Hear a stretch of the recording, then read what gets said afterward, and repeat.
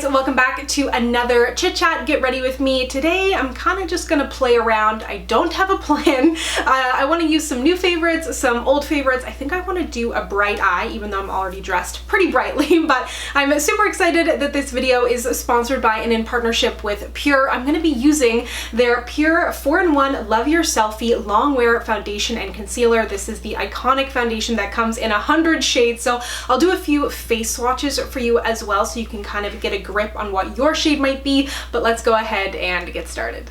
So if you're not familiar with this foundation, it does come in 100 shades, which is amazing, but I think the even better part about that, if possible, is that they've kind of made it easier for you to pick your shade, because while 100 shades is amazing, it's also a little bit overwhelming because you're like, wow, I've never had this much opportunity before. So it's split up into light, medium, let me double check. Light, medium, tan, deep, and dark and deep, which I really appreciate. Then they've got the undertones in there and a numbering system. So if you watch another YouTube review, that's how I always match myself if you're not able to get into a store. That way you're able to like, oh, I'm a little more neutral than her, I'm maybe a shade deeper, and there's just, it kind of makes it easy to pick out your shade. Also on their website, which I really appreciate, and on Instagram too, they've got tons of pictures of women actually wearing the foundation, which is so incredibly helpful.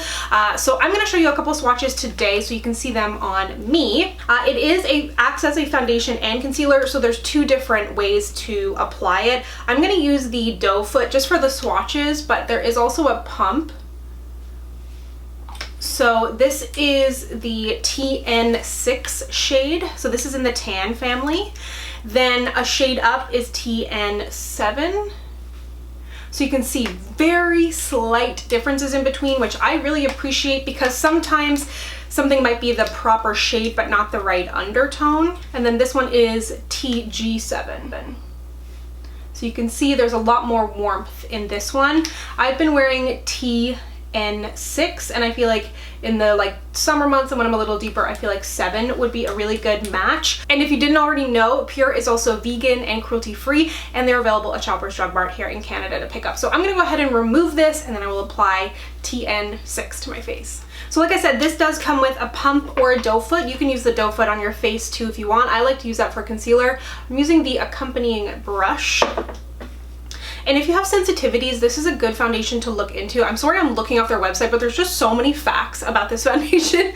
I want to get it right. So cruelty-free, talc-free, paraben-free, gluten-free, petroleum-free, mineral oil-free, vegan-friendly, and sodium lauryl sulfate-free, which is awesome. But I mean, not most importantly, I guess I should say, but also importantly, it is a really good foundation because you can be free of everything, but if the foundation doesn't actually perform, then that's kind of a bummer. So I feel this is nice and long wearing. I feel like a lot of skin types would like this. Just depending on your skin type, you'll prep accordingly. So if you have a more dry skin type, you might want to go in with like a hydrating primer, oil. I don't think you would need to necessarily set it with a powder depending. And it has a very skin-like coverage, which you know is always my preference. I'm building it up a little bit on my cheeks, and it's got lots of good ingredients in it for your skin as well. So it's got things like ginseng, green tea, and vitamin B. I'm all about vitamin B for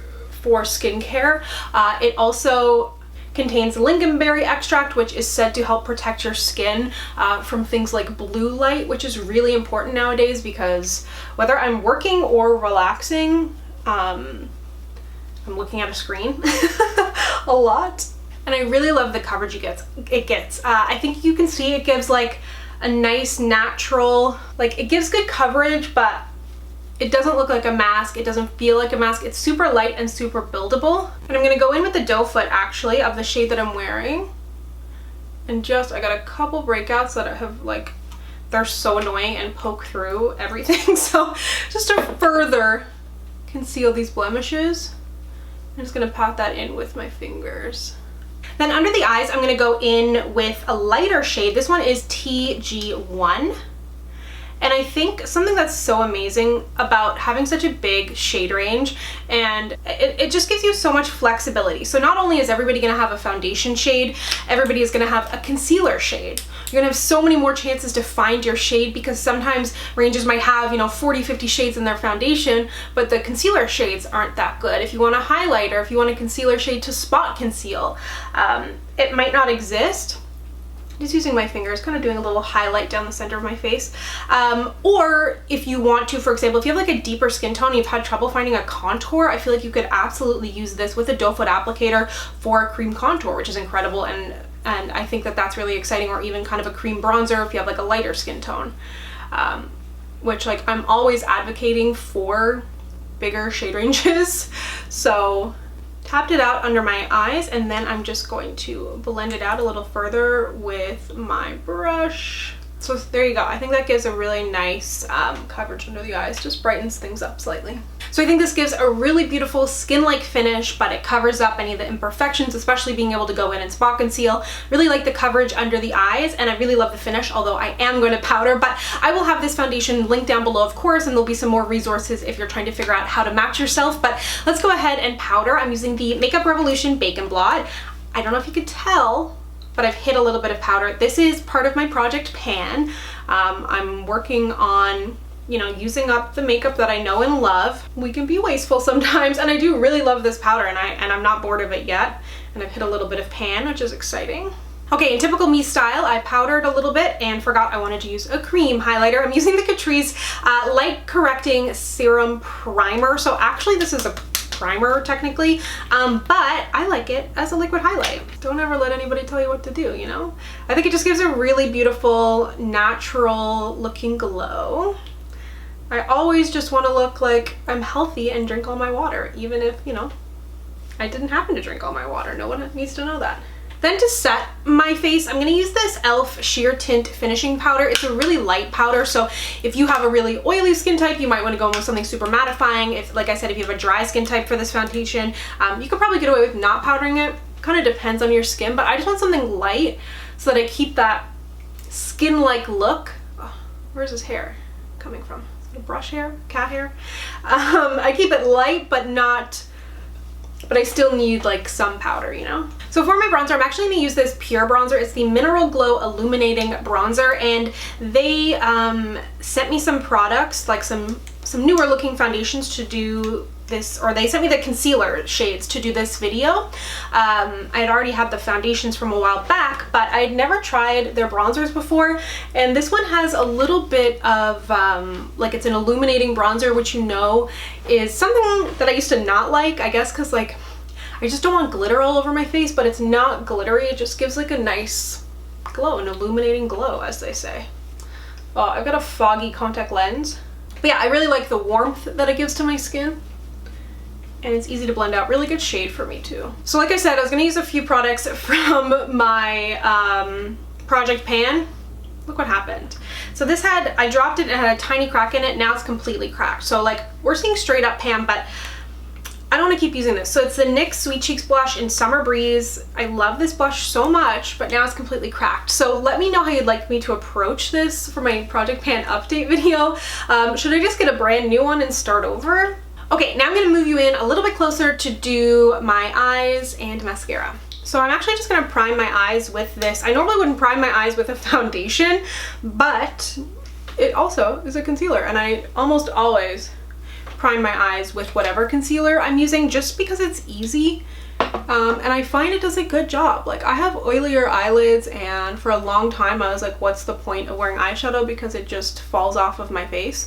But I've found primers that I really like, but then I've also discovered that foundations that, or concealers that tend to wear nicely on me also act as good eyeshadow primers, and they are convenient because it's already right in front of me, and it kind of like blanks out the eye without it being like that stark white look, because I don't like that. I wanted to go colorful, so I'm breaking out this guy again. I don't know what direction I want to go because I'm already wearing hot pink. I was thinking about maybe going hot pink on the eyes, but is that too much? I kind of want to go like matte and like a lot of pink. I think I'm gonna do that. So I'm gonna start with this shade here and some of this shade and probably some of this shade. I know I've talked about this before, but I really went through like a goldy warm shade on the eyes, and then like a any color lip, like crazy lip colors, and now I'm just so into crazy eyeshadow. Not crazy because like, I mean, it's never anything that crazy, it's just bright colors, but I've really been loving playing with color on the eyes. There's pretty much no color that I won't put on my eyes besides like silvers. I was debating doing that for that video and I was like, I don't want to. So here I am with more pink. Okay, gonna go in with that lighter salmony pink and the deeper pink. Okay, this contact is so blurry that when I close this eye, it's not good. I could go change eye contact, but hoping it just clears itself up.